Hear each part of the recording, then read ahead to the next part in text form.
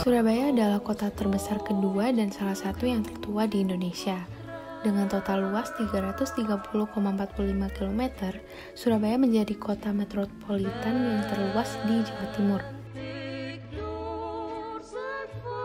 Surabaya sendiri memiliki berbagai nama seperti Ujung Galuh dan Kota Pahlawan. Kota Pahlawan sendiri diberikan terkait dengan semangat heroik dalam memperingati pertempuran Surabaya pada tanggal 10 November 1945.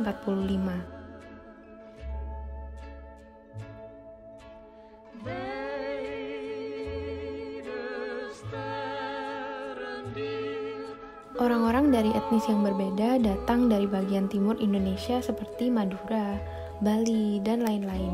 Mereka telah mengunjungi dan tinggal di Surabaya. Lalu selain dua kelompok etnis tersebut, terdapat orang-orang Cina, Arab, dan India yang juga mendiami kota bersama dengan masyarakat Surabaya asli. Hal ini membuat Surabaya menjadi kota multi-etnis dan multi-agama. Dari adanya beberapa etnis tersebut, pemerintah dan masyarakat meninggalkan beragam bangunan arsitektur yang memiliki nilai serta fungsi yang bermacam-macam. Mulai dari perdagangan, perbankan, dan juga toko perhiasan. Salah satu tempat terbaru di Surabaya adalah Museum Surabaya. Uniknya museum ini berada di Gedung Siola, di Jalan Tunjungan yang awalnya lebih dikenal sebagai pusat perdagangan di tengah kota.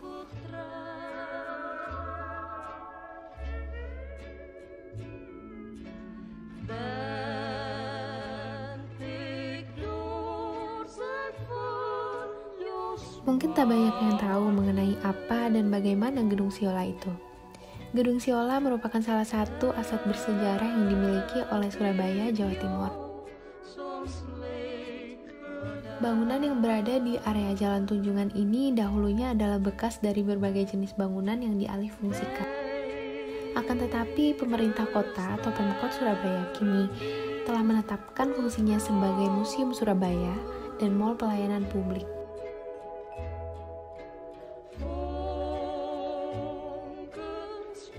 Mengutip dari berbagai sumber, kisah mengenai Gedung Siola bermula pada tahun 1877, yaitu ketika investor berkebangsaan Inggris bernama Robert Laidlaw membangun gedung tersebut untuk dijadikan tempat bisnisnya. Saat itu ia menamakan pusat perkulakan di gedung itu dengan nama Het Engelse Warenhuis. Ia bahkan sempat menjadi pengusaha tekstil terbesar pada masanya dan memiliki usaha properti bernama White Away Laidlaw. Kalau Gedung Siola ini dari tahun 1887. Jadi dibangunnya itu tahun segitu. Terus yang bangun itu namanya Robert Laidlaw. Nah, Bapak Robert Laidlaw itu dulunya memiliki usaha retail. Saat itu beliau dari Inggris. Sampai di tahun 40-an beliau itu membangun gedung ini. Kemudian saat perang, gedung ini itu difungsikan jadi benteng sementara. Setelah itu di tahun 40-an, 43-an lah, itu diambil alih oleh Jepang karena kan Jepang menduduki Indonesia juga. Saat itu sama orang Jepang itu dibiarkan gedung ini sampai di tahun 40 ya, berselang 2 tahun. Nah, itu dipakai kembali oleh orang Jepang, dijadikan gedung Chiyoda. Kemudian setelah itu berjalan toko Chiyoda sampai di tahun 60. Di tahun 60 itu ada 5 orang Indonesia, namanya Sumitro, Ing Wibisono, Ong, Lim, dan Ang. Nah, dari 5 orang ini jadilah nama Siola, diambil dari huruf depan mereka. Jadi yang terkenal sampai sekarang itu dari 5 orang tersebut. Nah, itu dijadikan mall juga, macam-macam, sampai yang terakhir itu Ramayana ya, kalau Mas tahu. Itu di sini.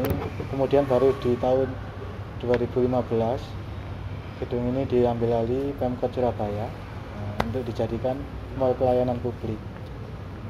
Dan di tahun itu di saat Ibu Risma, wali kota saat itu, mempunyai ide menyatukan semua pelayanan yang ada di kota Surabaya ini, jadi supaya mudah. Jadi di sini bisa ngurus perizinan, ada KTP, SIM, termasuk Museum Surabaya ini. Kita mendampingi pelayanan yang lain untuk bisa ya sambil ngurus, bisa jalan-jalan lihat sejarah kota Surabaya, seperti itu. Ada 5 pengusaha yang tertarik dengan gedung White Whale Law atau Chiyoda. Mereka berniat mengembalikan kejayaan sebagai pusat perdagangan terbesar di Surabaya. Kelimanya adalah Sumitro, Ing Wibisono, Ong, Lim, dan Ang.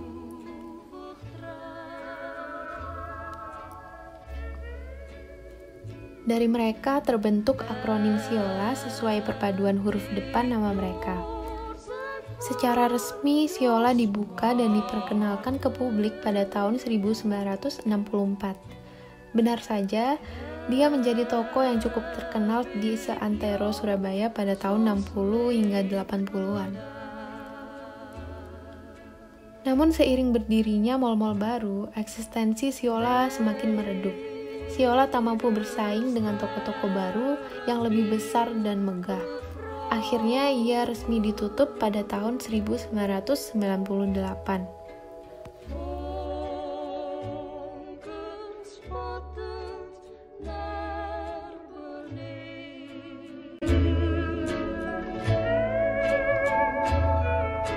Zoom.